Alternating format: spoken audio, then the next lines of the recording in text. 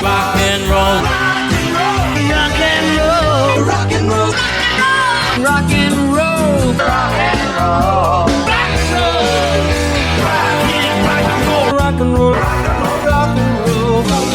Rock, rock, rock, rock, rock, rock, rock. Stay tuned for more rock and roll. Well, all right. Welcome to the It's Only Rock and Roll podcast. I'm Don 𝗵𝘃𝗹𝗹, and we've got a hell of a show. Today, we're going to bring down the volume just a little bit. Don't worry. The show continues to be a celebration of the rock era and all those who participated in that 7-decade span. From doo-wop to grunge, it's all rock and roll to me. And this episode marks another milestone for our little netcast. Our first guest who performed at 1969's Woodstock Festival. We've had a few who attended the festival, but today we talk with one of the most beautifully unique voices of the rock era, who, on Friday, August 15th, 1969, at around 11 p.m., took the stage as a virtually unknown singer-songwriter in front of that massive 500,000-person audience. But after finishing her 7-song set, she left Woodstock a star. Today, the It's Only Rock and Roll podcast welcomes Melanie. I am extremely honored to have today's guest on the show for many reasons, not the least of which being that I've been a fan of her work ever since I picked up an imported vinyl copy of Woodstock 2, which used to be hard to find back in the day, and I heard that voice, which 1 minute could be wistful and vulnerable, and then suddenly turn powerfully emphatic, often within the same song. Well ahead of the singer-songwriter curve of the early 70s, she scored huge radio hits like Lay Down Candles in the Rain, What Have They Done to My Song Ma, and the #1 worldwide smash hit, Brand New Key. Please welcome to the It's Only Rock and Roll podcast, Melanie. Hello, Melanie. Hi. Hi. Hi. Thank Here you. I am. Yay, finally. It's always so difficult to follow my introduction. I was like, who are they talking about? Well, definitely you. In the first order of business, I want to wish you a belated happy birthday. Thank you. It's always nice to meet a fellow Aquarian. Oh, right. Definitely. Mine was Tuesday, so. Oh, so wait, Tuesday, when is Groundhog Day? Because that is my favorite. That's one of my favorite days. So you got to explain to everybody. That's an inside joke between me and you. We've tried this, 3-4 times? Yeah, I think false starts. This is like the fourth. And then today there's drilling going on outside, so which is perfect for radio I had to broadcasts. sneak into my closet. No. Not touching that one. No. I also want to congratulate you on your nomination for a Lifetime Achievement Award at this year's International Folk Music Festival, something like that. Yeah, Society. I know. It's pretty amazing because I've been kind of hard to identify as far as genre. Not gender, genre. No. I almost said gender, you know. I grew up my mother was a jazz singer, my mother, and my dad played the saxophone, although he was more of the businessman in the family. And my uncle was a union organizing, sang songs of labor. So I grew up with all this different kind of music, Billie Holiday, Peggy Lee, Woody Guthrie. Growing up, there was just all kinds of music in my family. My grandmother was from Italy, and she'd break into 𝗵𝘃𝗶𝗴𝗵𝘁 or something. Sure. And so all of that really entered into my musical self. And I wrote songs when I was a little girl. They were all like imitations of torch songs that, my mother would listen to here and there. I didn't know what I was saying, but, I'd write these songs. Then I'd write songs that sounded more folky. And then when I was in high school, I discovered 𝗙𝗂𝗶𝗁 and Lada Lenya, the 3-penny opera and Pyrogeny and stuff like that. So I loved that. I loved these women. So I, would learn those songs, and then they became part of I was a sponge, Yeah. Yeah, when I write a song, I'm all over the map. I hear shades of Buffy St. Marie in your voice. Am I off base? No, well, she's a lot more quivery. But when I first started, I was driven by Billie Holiday. Okay. Yeah. But yet, I also wished I had a beautiful, pure voice like Joan Baez, so I was torn style-wise, so I always think it's like you go out to imitate somebody and you get it wrong, and that becomes your style. There it is. Yeah. You touched upon it a little bit, but what was your life growing up in Queens like? I was a very introverted child, and I remember, my mom would say to people, oh, she's shy. She's shy. And I didn't really feel that that was accurate, but I couldn't articulate what it was that she got wrong. I was thinking a lot. I guess every kid has a universe, that Right. they live in. And there's the world of the grown-ups, and then there's the world of your universe. And I grew up in New York, and, on a Saturday, they'd open the door, and I'd go out, and I'd come back for lunch or something, and then I'd go out again, I'd come back for dinner. People weren't on top of you when you were a kid long ago, because long ago, it sounds funny. It's me. How could it be that long? Right. You could just let a kid out, and people didn't do terrible things to kids, It wasn't. When the street lights came on, it was time to go home. That's it. Yep. That's it. I know. And time to go home. I caught the tail end of that. Just the tail end. Then the world went nuts. Yeah.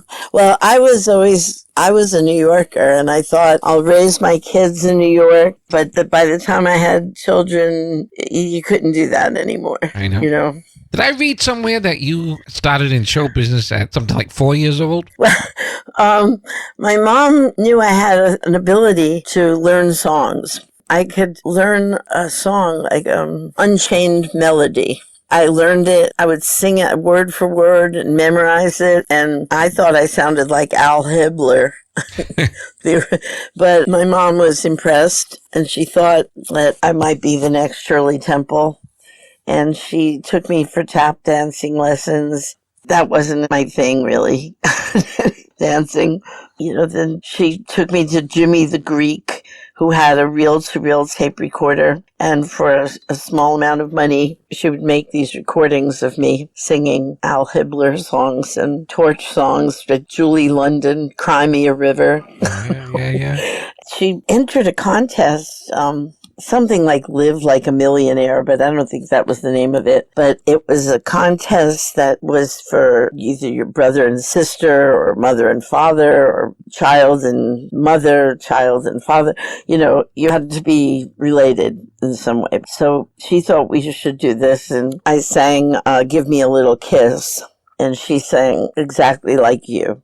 And we were, I think, second runner-up. And what I won was a Tiny Tears doll. And this was one of the first dolls that did something by itself. Yeah. Well, not exactly by itself. Yeah. You fed it water in a bottle, and then it peed in a diaper, which was just like really exciting, Charming. This is just like the new thing, this cutting edge doll, And I probably never would have gotten one from my mom, but I won it, and this is great, So all I had to do is sing a song, and look what I got. I learned how to play a baritone ukulele when I was little. I remember I was in a school show, and my mom was sitting in the audience, and I was playing, and I guess one of my strings went out of tune, and I could play the thing, but I couldn't tune it. So I spotted my mother in the audience, and I stopped playing abruptly and walked over to my mother to tune the ukulele. And she was horrified, like, oh my God. And everybody was laughing, and I provided a little comic relief at that point. I think that's probably what I really enjoy. I love making people laugh. I think it's one of the things about being a performer. And when I first started out, I shied away from letting that part of me come out because, well, that was just not done. The lead girl in the movie was never the funny one. It was just the fat girlfriend who was funny. The lead was, and I was the lead. I was, a girl who played the guitar and sang, and I wanted people to understand that. So I would inhibit myself, I was inhibited from becoming funny. But I think that was one of I loved when people laughed. I thought that was the best. And you can hear a lot of that in your songs, too. You didn't take yourself all too seriously like some people did. You had levity in it. Right, So like Animal Crackers, for example. Right. I wasn't afraid to express that in songs. Right. But as far as like in between stage patter, I would sort of slap myself, say, don't do that. don't say that. But now I say everything. I can be funny. Sure. If I want. Was it insecurity that held you back, do you think? Or No, it was just the way it was. Girls weren't funny. really? You think it's Girls weren't supposed to be funny. No, No. of course not. Not in when I was growing up. We were only there to laugh at guys' jokes. Oh, jeez. You know, Yeah. men felt insecure with a funny woman. You know, they might be laughing at them. Well, let me ask you, what was your first professional gig? Are you from Massachusetts? I'm from Rhode Island. I got that first. Is it the bad accent? It was just that little bit. I detected it. Okay. New England. Okay. New England, yes. Okay, what was the question? Now that you've insulted me. Professional. No, it's nice. I like accents. Thank you. No, I'm trying to get a picture of the early folk club scenes. I'm sure you did throughout Greenwich Village, or am I wrong? No, you know, I would go up to New York with my mother. She sang in jazz clubs and she sang at the Blue Note. She would sit in with she loved music. She loved listening to jazz. She just did that on weekends. So I would go up with her. I would bring my guitar because then I had graduated from playing a baritone ukulele, which I identified as something that Arthur Godfrey played. Right. It was not cool. The ukulele has become cool, but it wasn't cool when I was growing up. So I wanted to play a guitar, and I finally got my first guitar and learned a couple of chords and started writing songs for myself to sing on a guitar. And I'd go to the village. I'd sit in Washington Square and I'd just start strumming and sing.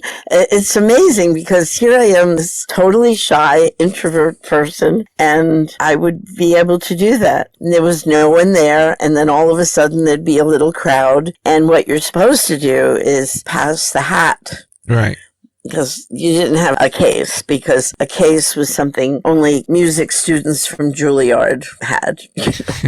The coolness factor was you just strapped the guitar over your back and just wore the guitar. So that was me in the village. I would sing for a while, and as soon as it came to the point where, I stopped, I would just race off. I just never got to the point of passing the hat, even in clubs. But as much as I played in the village that way, I was never discovered. Nobody ever, found me in the village. That all happened after I went to acting school. Funny you say that, because I heard that you auditioned for Fiddler on the Roof. That was way after. Way after. Oh, that was after. Yeah. After I had graduated from the American Academy of Dramatic Arts, there was the auditioning part was terrifying. So, I'd read the trade papers and they wanted a girl to play this or a girl to play that. I did audition for Fiddler on the Roof. And I got on the stage. And I heard somebody laughing at me because I went to the audition with my braids and a peasant dress and a little kerchief over my hair. And I heard giggling from the darkness of whoever they were auditioning me. And I terrified me that they were laughing at me. But I happened to notice that all the girls who were auditioning, there was a certain thing that you did. You wore basically basic black and pearls, with your hair coiffed. Yeah. And here I was trying to be the part. I thought, well, that's what they want, right? So they might as well get to see the person. And I dressed like that anyway. So I thought, well, I'll fit right in. But I was laughed at. That's ridiculous. No, because that's exactly what you're supposed to do. You're supposed to show, if you can show up in character. Well, I guess now it's different, but then there was a certain decorum, a certain way of doing it. So you were ahead of your time on that too? Yes, yeah. Oh, for sure. But the part that I auditioned for that led to me meeting Peter, my husband and producer, was they wanted someone to play Barbara Allen in Dark of the Moon. Dark of the Moon was this very esoteric play about a witch boy on the mountain curtain, and he comes down and finds Barbara Allen. And the thing was with me, when I read that they wanted a girl who played the guitar and sang, this was before that. This was before girls played guitar. It was still guys played guitar and girls didn't. Yeah. So I thought they want a girl who plays the guitar, and Barbara Allen, I know the whole song, all 28 verses. So that was like a sign that they want me. So I found where they were doing the audition. I was living at my parents' house in New Jersey, and I took a train in, and I realized when I got to 1619 Broadway, it was the Brill Building, and I didn't have the room number. I just knew it was being put on by the, Actors, Directors Guild of New York or something. And I stood there in horror because I knew I was going to be late if I didn't find this building. And I looked up at the skyscraper, and there was at that time a doorman. It was a fancy building, and there was a doorman. He was wearing epaulets, and he would greet people as they walked in. Hello, Mrs. So-and-so. Have a nice day, Mr. So-and-so. And then under his breath, he would mutter little curses, like, you rugged failure. I guess he had kind of like a Tourette's syndrome or something. Yeah. And I watched him doing this because I wanted to walk up to him and ask him, but it was kind of frightening, to watch him do this. And I finally got the nerve up because I realized if I don't get in there now, it's not going to happen. So I walked up to him. I asked him, do you know where they're doing the audition for Dark of the Moon? And it was like one of those moments at the Twilight Zone or something. It seemed like everything went very quiet. Yeah. And he looked at me in the eyeballs and said, go to room 511. They're always doing weird things there. Wow.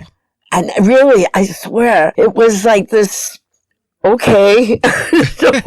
So I went up to 511, and it was the office of Hugo and Luigi, who had produced Elvis or wrote songs for Elvis, and Sam Cooke, and all these really famous people, but I didn't know what a music publisher was. I didn't know who they were, Right. Hugo and Luigi. And so the front office is institution, green-gray walls and metal filing cabinets, and I walked in and I said, are you doing the audition for Dark of the Moon? And she looked at me like I was from another planet, and no, like, go away. I said, oh no, you don't understand. I have to find this building, this office, because I'm auditioning for Dark of the Moon. It's really important. And she said, well, wait a minute. And so she started looking at the building directory and found the group of people who were putting on this audition. And she gave me the room number, and I'm thanking her. In the meantime, Hugo and Luigi had walked in and were kind of watching the scene unfold. And they said, what, did she want an audition? And Joyce, the secretary, said, no, she was lost and she couldn't. And he said, no, wait. Yeah, you want to come back and audition for us? And I looked at it, I don't know. Yeah, sure.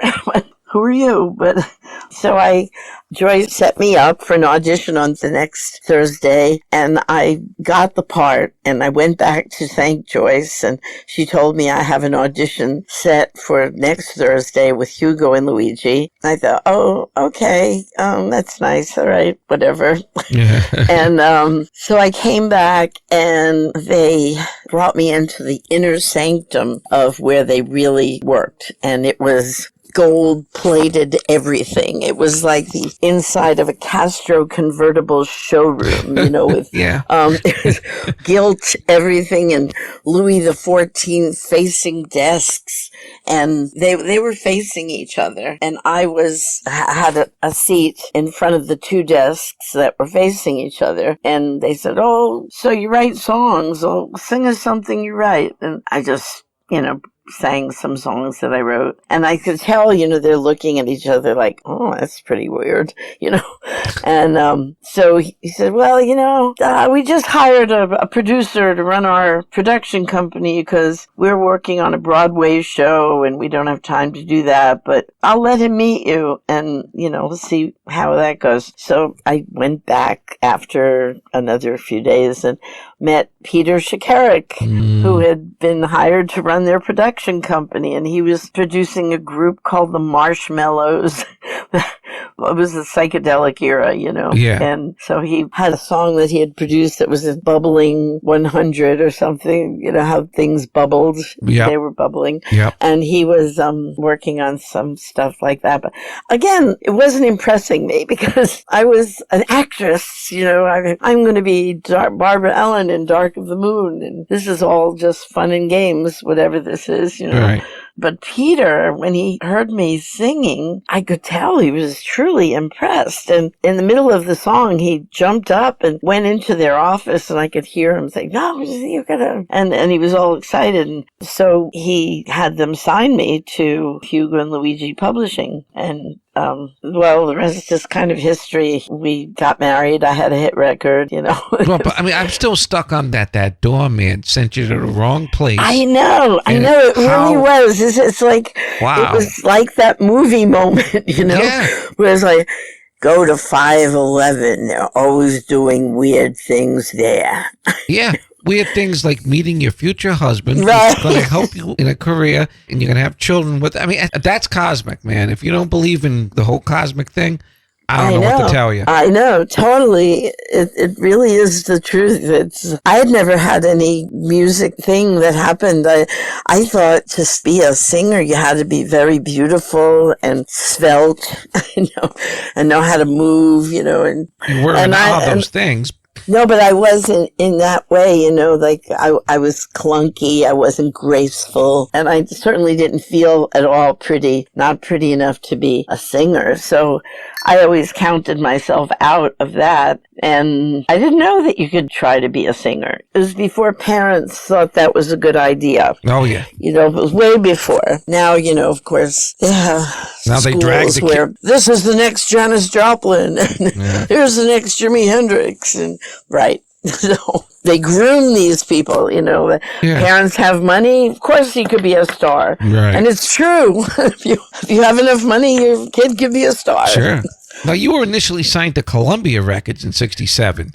Yes, Peter went to Columbia Records. Hugo and Luigi were the publishers. And at that point, I thought a publisher was somebody who printed sheet music. Right. I didn't know anything about what they do, what they get, what they have. And you recorded Beautiful People. Yes, beautiful people. And Peter, he was one of these people who took amazing risks and gambles. And he had produced the Marshmallows for CBS, so he got a budget to do a session with the Marshmallows. My name started with M, so it kind of was true. But he booked a studio for me to do a song with an arranger and an orchestra, and it was supposed to be a Marshmallow session, but it was a Melanie session, and I didn't know this. I just thought, wow, recording was pretty impressive.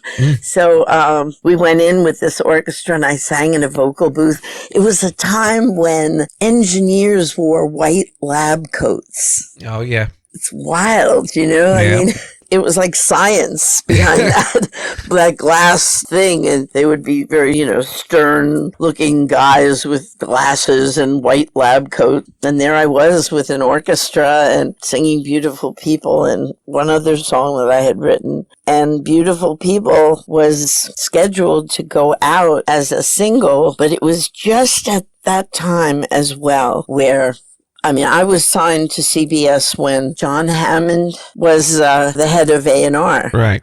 And then John Hammond left, and in comes the lawyers. Yeah. This was the beginning of lawyers running record companies, Sure. And this particular lawyer, Clive Davis, he just did not get me at all. Not at all. And Peter, again, when he signed this deal, he had an escape clause. So I'm sure Clive Davis didn't realize this, and he thought that they had me. Yeah. After we recorded Beautiful People, and it was kind of a turntable hit because the record companies didn't promote it. Clive Davis didn't get it. They had a song by 𝗀𝗄𝗃𝗍 called Beautiful People, and they actually made me call my song My Beautiful People. I saw that. Yeah.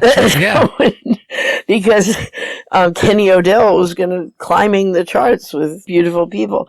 So I couldn't have a song called Beautiful People. It had to be My Beautiful People. I thought they just printed it wrong. No, they changed it. They changed it. Unbeknownst to me. Yeah, there's strike one, by the way. That's never a good sign, you know? No.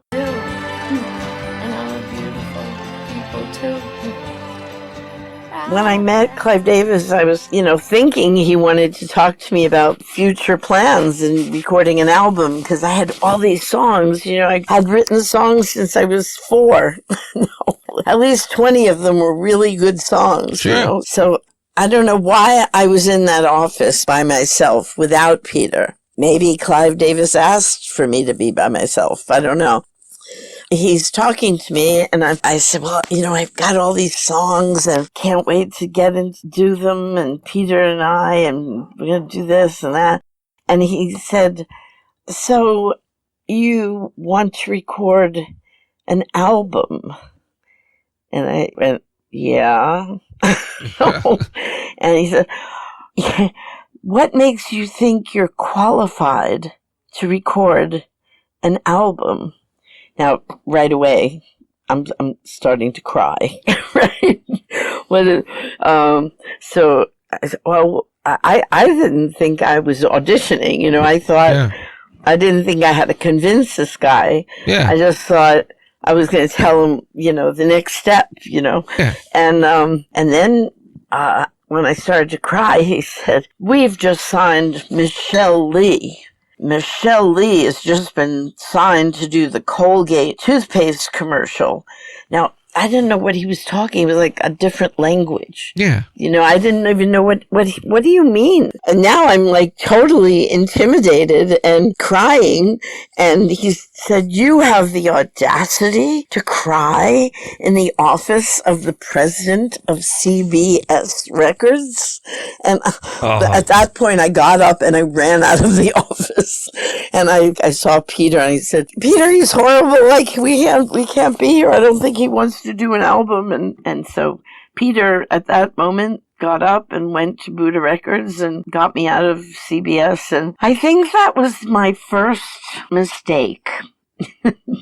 And I talked about it in interviews, and somebody said, I think you'd better stop talking about Clive Davis. Oh, maybe at the time. Yeah, sure. He was God, and he had powerful friends in powerful places. It really was the beginning of the end of music in the music industry. I know nothing personal about him, but I never liked him. That story certainly solidifies that feeling. Yeah, recently Kelly Clarkson did this entire interview, and she talked about him making her cry. And I thought, good for you, Kelly. What it was is he is very intimidating. Yeah. He surrounded himself with talented people. Yeah. But what people don't realize, there's a politic in everything, right? In every business, there's who you know and power and what's bought and what's sold and what's underlying.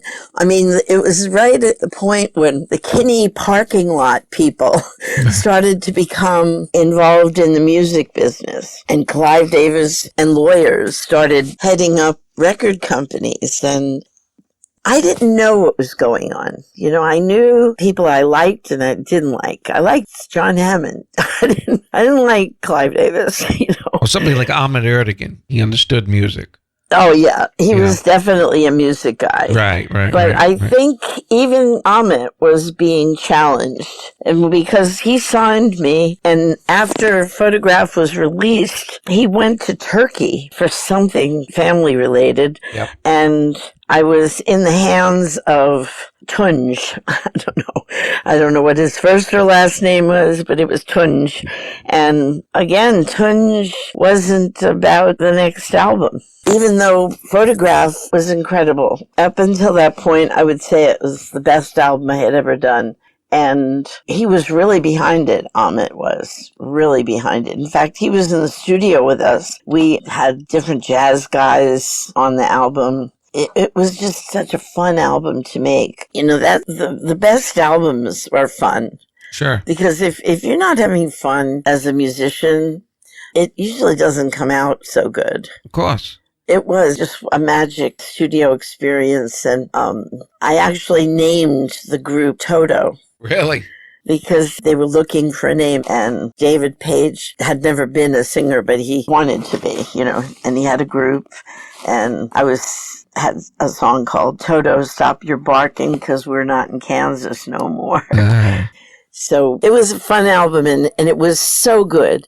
It's such a great album, and they released it. John Rockwell in the New York Times said, if there's one album you should have, it's Melanie's Photograph.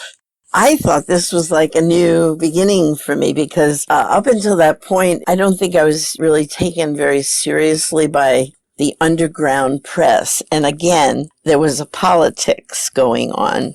They were also involved with the Kinney parking lot people and Clive Davis and all of this sort of incestuous stuff going on that I knew nothing about, or nor did Peter. We were just making music, you know, when we wanted the people to like it. That was the motivation.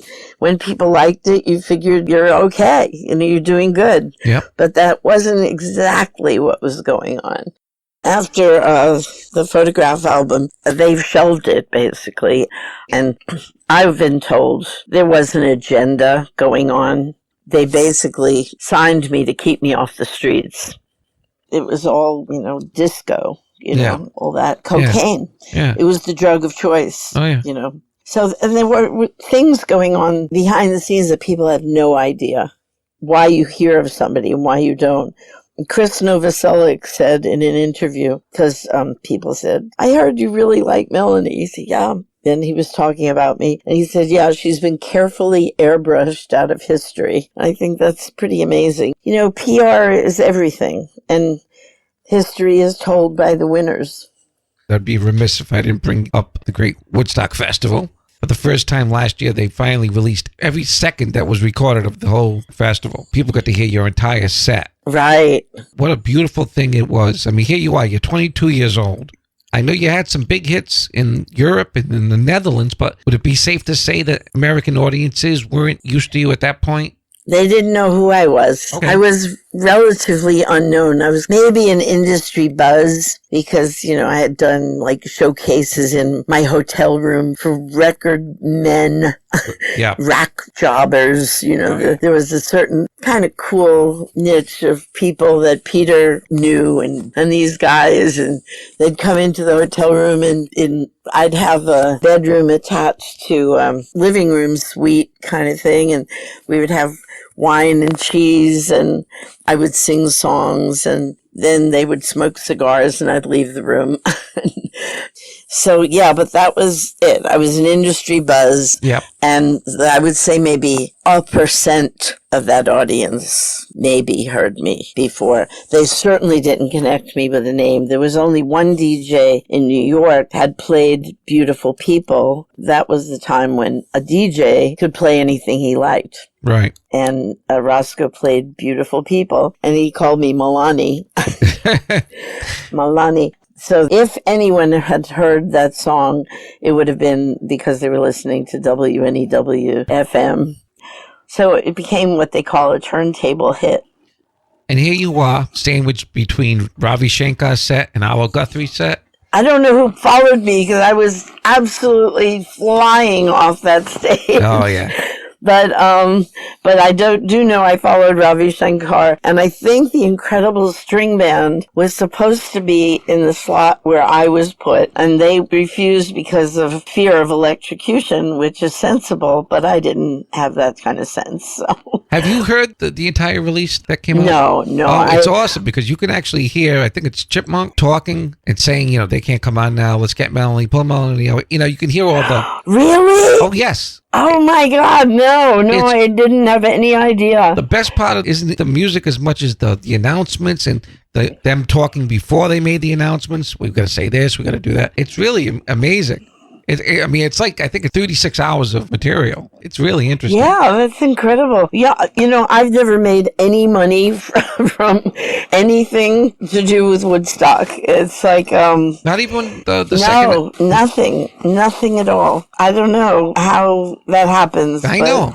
When Peter first passed away, and there was this huge commercial that used my song and my performance for HP, I contacted them because I didn't know I didn't know how I was going to live. I didn't know anything. He took care of all the business stuff. I didn't even have a bank account. No. So I called HP and they said, "Oh, no, it's the so-and-so gets paid. It's Quartet Music." So I never heard of them. I said, "What about like writer's royalties?" I said, "No, you don't get anything." How soon after Woodstock did you write and record Lay Down? I wrote that as I was leaving Woodstock. It was one of those moments. I had been in such complete terror. The whole day I was the girl. I was the girl. And after 𝗲𝗂𝗶𝗁𝗃 Havens went on, which was morning, I descended the field on a helicopter. I had to leave my mother at the entrance of the helicopter because they said, "Who's she?" I didn't even have the sense to say, "She's my roadie." This is my mother. And, "Oh, sorry, Mom. No moms. Sorry, only musicians and bands and stuff." So I'm on the helicopter by myself. I said goodbye to my mother, and that was that. Yeah. I descended the field, and they led me to a little tent with a dirt floor and a box. And that's where I spent the day. And I figured I'm going to be on next. I said, "Next, you're on next after 𝗲𝗂𝗶𝗁𝗃 Havens," because he was in his 40th minute of a frenzied freedom. And I could feel it. I could feel it. Oh my, what am I going to do? And I didn't have a conga player. I was just me. Right. And I'm armed with 3 chords, and nobody heard of me. I mean, 𝗀𝗏𝗃 had albums, and he was like the Pope of Greenwich Village, Right. And here I was unknown. I mean, relatively to that audience. Maybe if you sang them a few lines of Beautiful People, they might have heard the song, but they didn't connect it with a face. Right. Or there was nothing. And so I'm thinking, people are going to yell at me or throw things at me or something. And surely this was the end of my life. If I had to go on that stage, it was over. But I braced myself. I was going to go on because I figured I landed in the helicopter. I'll go on, and people will do what they will. And it was bright, sunny daylight, so it was okay. It was much more intimidating as it got later and later, and the lights were on, and there were, big stars playing, and nobody had ever heard of me. I said that over and over, but that's a big deal. It's one thing to go in front of people that are predisposed to thinking you're great, but, to go on as an unproven, unknown anything, and have to do it in front of 500,000 people for the first time. He introduces you as a fresh new face or something like that. Really? Let's welcome a special guest, a very nice young lady, a new face. Let's welcome Melanie. You're right. They didn't know you, but boy, by the end of your set, you had them. I know. That is the incredible thing. I'm really fond of saying that I went on that stage an unknown person and walked off the stage a celebrity. And who else can say that, really? No, because everybody was known. I read somewhere they said, well, there was 3 women at Woodstock who really took the show. But first of all, Janice Joplin had mega success at that point. Oh, my God. And a full band behind her. Full-out band. Right. I know. 𝗀𝗡𝗋𝗃, okay, she just had the guitar, but she was 𝗀𝗡𝗋𝗃. Right, I mean, right. She predates Dylan and all. She had like 5 albums out by that time. You had nothing but talent. And that's it. There was nothing. There was no photos of me on magazines. There was nothing. The newspaper, I had not been on any television show. There was nothing. You played 6 great songs, and that's all you needed. The funny thing is, I didn't even know that I had played a set. I remembered singing Birthday of the Sun. Right. And I had just written that song. That's the crazy thing, too. Imagine doing a festival of that magnitude and pulling out a song I just wrote that nobody ever heard. And it had a lot of power behind it. A lot of power. Really crazy. You know, when you listen to that, you realize that is not a folk song. No, no. That's a full out, you know, I heard in my head what that song was. You know, that was 𝗀𝗃𝗧𝗘, you know, that was cabaret. I don't know, you know, but again, musically, I'm all over the place. You know, I maybe 6 months ago, I picked up an LP copy of Candles in the Rain. That's a masterpiece. It really is. And I heard the long, unedited version of the song, which I hadn't heard up at that point, with the spoken word intro. Yeah. It's such a seminal album. What are your memories of recording that? Oh, God, it was amazing. You know, the whole thing was leading up to that was that when I played the song to Peter, I said, wouldn't it be great, because I'm on Buddha Records, maybe we could get this to the Edwin Hawkins singers. Maybe they could sing that chorus with me, you know, the anthemic laydown part. And he got that look in his eye, you know, he was going to be determined to do that. He was terrible about this. He would call someone and say, hey, Melanie, so-and-so wants to talk to you. And again, you know, when you're a shy person, that is like the worst possible thing a person could do to you. Yeah. It's okay, who is this? This is Edwin Hawkins. He really wants to talk to you. And so I got on the phone. Hi. He said, well, Peter tells me you have a song that you'd like us to do. Does it have Jesus in it? I went, well, not exactly, no. Does it have the Lord? I said, not by name, no. But I was wanting to, you know, somehow convince him. So I thought of like, but it's really very much God is there. God's in the song. And he listened for a second. Well, but I wasn't very good at pitching, you know. So he said, I'm sorry, you know, we really only do religious music, and that's that. So I said, okay, well, thank you. And I was gracious, he was gracious, and that was that. Well, sometime later, a couple of weeks later, we were recording in 𝗀𝗏𝗃𝗀𝗃 studio in, I guess it was San Francisco or Oakland or something. And lo and behold, the Edwin Hawkins singers were rehearsing down the street at a high school gym.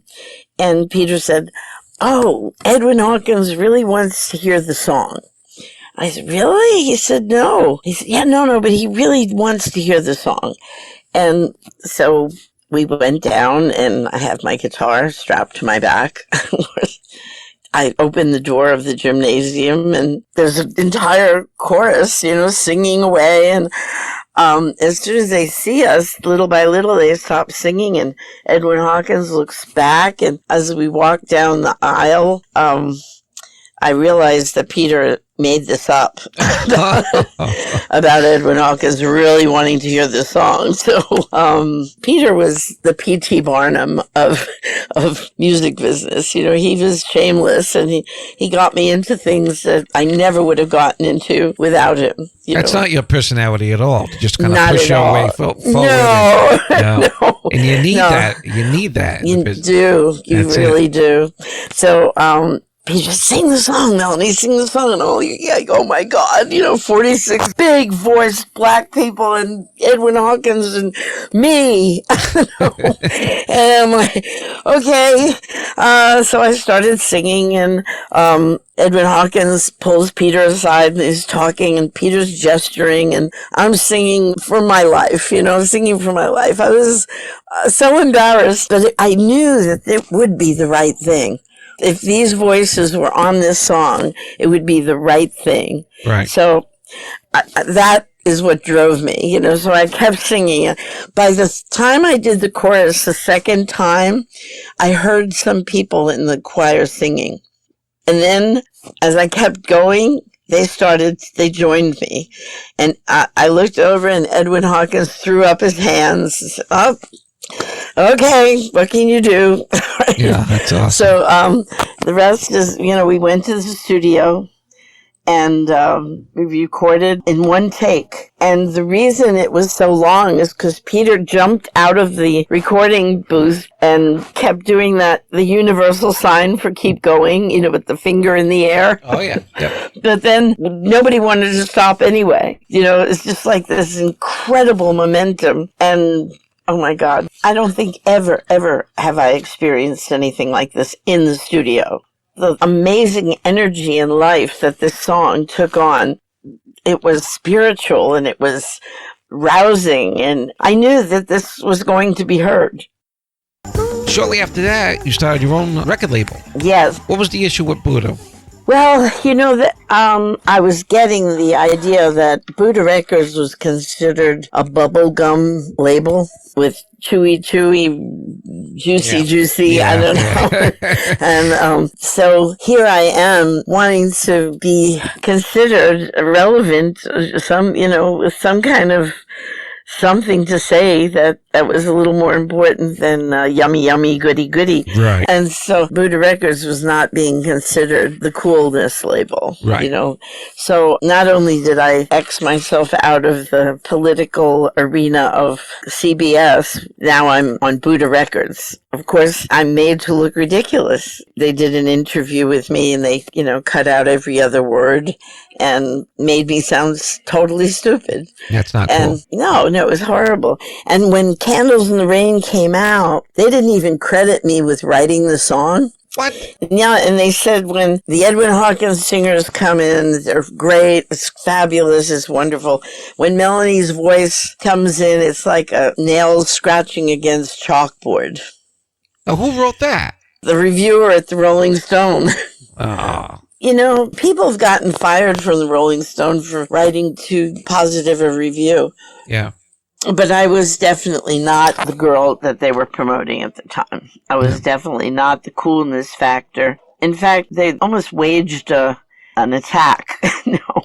Just merciless. You weren't the only one, that's for sure. If you weren't in that clique with them, Yeah. they didn't want to hear it. No. It was definitely the clique. Yes. There's so much behind that people don't know. It's just amazing. You had that Neighborhood Records, and right out of the gate, you score the biggest hit. I know. And that in itself flew directly in the faces of the entire record industry at that time. Here I was. Nobody had an independent label. The first and only group that ever did that was the Beatles. And they had a big legal team behind them.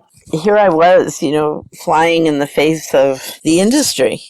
Clive Davis never forgave me for finding this escape clause. He thought he had me, definitely. But that was the end of that. To this day, my biggest audience has been, other than like young kids, I call them born-again hippies, who are discovering the Woodstock album and asking me to sing songs like Birthday of the Sun, which was this one-off song that I'm not even sure I ever recorded it for real. Yeah, you did. I did. I was going to say, I actually like the live version better. I'm sure, because it was this massive production, probably, Yeah, it was very different. It wasn't just you and your guitar. No. Well, I got to ask you the inevitable question. Probably for the 1 millionth time, I want you to set the record straight. Brand new key. What was the inspiration behind it? Well, this is quite a story, really. It has so little to do with the meaning of the song. I love collecting antiques. I used to go to flea markets at 4 a.m. and pretend I was an antique dealer, and I'd ask for the dealer's price. And there was a place called Englishtown in New Jersey, and it was a really big flea market, and people would bring then it was all old stuff. It wasn't, cheap things from different parts of the world. It was cheap stuff that belonged to people, and they would take them out and sell it. So that was what I loved to do. So I had been on a fast previous because I was a vegetarian. I would say a little bit humorless, militant vegetarian. I knew everything bad about what it was to eat meat. what they do to the animals, what it does to the environment, and what it does to this. And at Thanksgiving, I would say, I don't eat carcass. One of those, huh? One of those, yeah. But it was because I had come home from Paris, and the meat there is very vivid. It hangs in butcher windows. The animal, you look up and it was, a whole lamb hanging. I was going to say the whole pig or the whole... pig, the lamb, half a cow, It's like, oh my God, and I hadn't been a vegetarian before I went to Paris. So I became a vegetarian, a very, very strict vegetarian. All right. So, but I wasn't doing well physically. I kept getting sick. Really sick. So I went to this Dr. Bernard Jensen, who is considered the father of iridology in America, which is they read the little dots in your iris and can figure out where your weak spots are and stuff. So again, I was supposed to do Carnegie Hall. This was a pretty big deal, and I kept getting sick, and so I went out to Bernard Jensen's health ranch. I talked to him, and I told him I was a vegetarian, and he said, that's great. Okay, he was a vegetarian, it was all really good. But he put me on a fast, a cleanse, so after 27 days of fasting on nothing but distilled water, he had a talk with me. He said, Melanie, I think it's time to stop fasting. I said, no, I'm about to see God, and really I was hallucinating, exactly. I was leaving my body. Yeah. No nerves. I was leaving my body. He said, this is how you'll break the fast. And so I'm leaving the ranch and I'm going off to do Carnegie Hall. And he said, your perfect diet is going to occur to you. He suggested that I eat meat at least 2 times a week. I was horrified. I can't eat meat. It's, it's toxic and blah, blah, blah. He said, there are some people who are a little more high strung, and a little flighty. And he said, you need animal substance to ground you a little bit. So I took that into consideration, but I didn't actually think I would ever eat meat. Anyway, I was coming home from the flea market and I was hungry. And I always traveled with a little guitar. And we were going past a McDonald's, and I smelled this, this aroma, this scent, it brought back all these memories of things. And let's go to McDonald's. And, that's so crazy, to have broken a fast a week earlier and be thinking about eating a McDonald's, but I did. I got the whole works, the fiberglass milkshake, the fries and rancid oil, and the burger that was made of 𝗀𝗏𝗃, whatever. And I ate it. I ate the whole thing, and I no sooner finished the last bite of hamburger when that song just kind of rattled around, I've got a brand new pair of roller skates.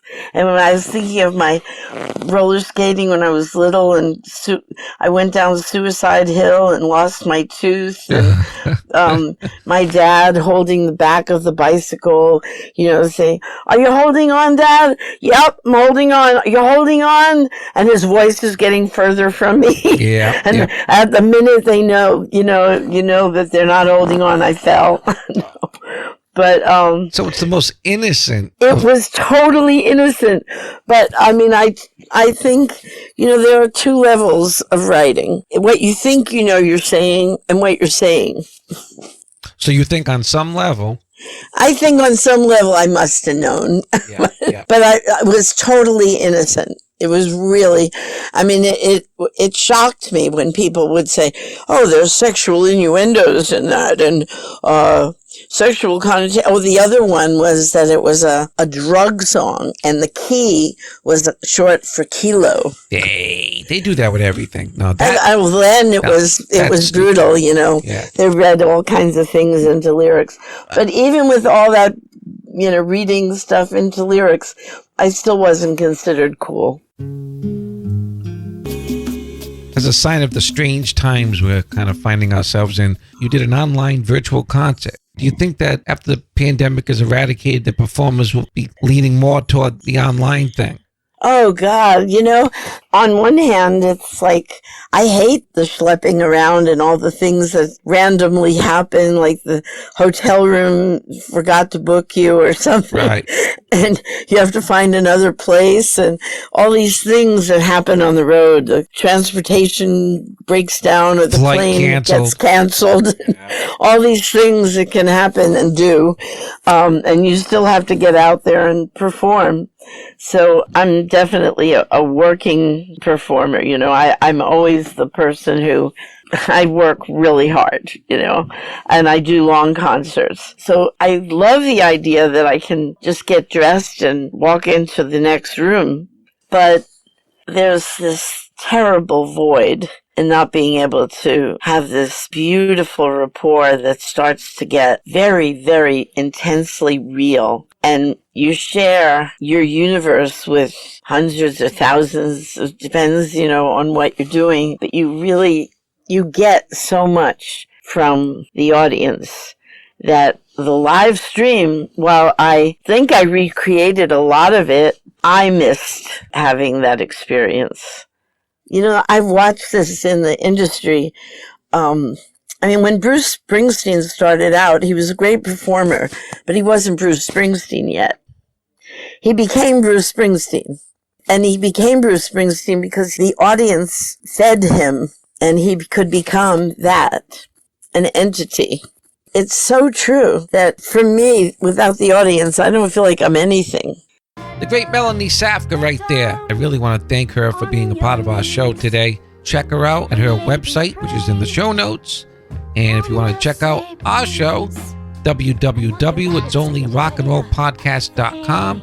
You can find us at Facebook and on Instagram. Now, the show's running a little long, so until next time, thanks for tuning in.